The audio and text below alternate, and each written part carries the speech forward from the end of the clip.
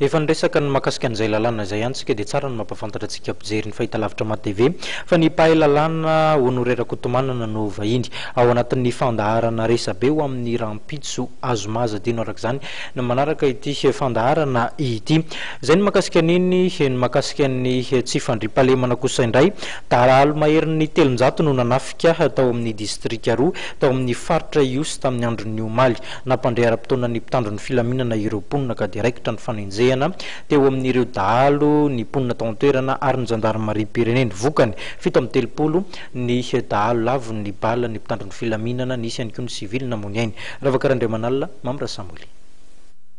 Dahalo misa 730 no lavon'ny mpitandro filaminana tao amin'ny distrika Ambosary Atsimo sy Tolanaro omaly.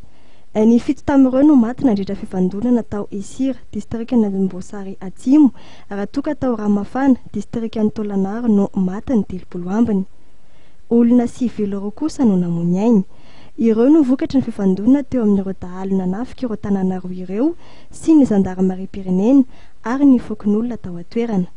Nanafaingana ny fandraisana andraikitra moa ny fampandrenesana ara-potoana mpitandro filaminana momba ny fanafiana mitam-basy nataony andian-Dahalo ahitana olona 300. Nampiasa angidim-by ny mpitandro filaminana ka isany nanamora ny fanenjehana ireo Dahalo izany raha ny fanamaria ny tompony andraikitra.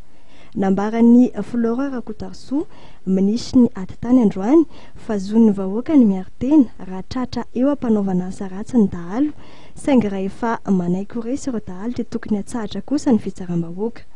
No mariny fa tsy tokony anaitra ireo fikambanana piara ny zon'olombelona ny tranga omaly satria tratra teo ampanaovana asa ratsy ireo Dahalo.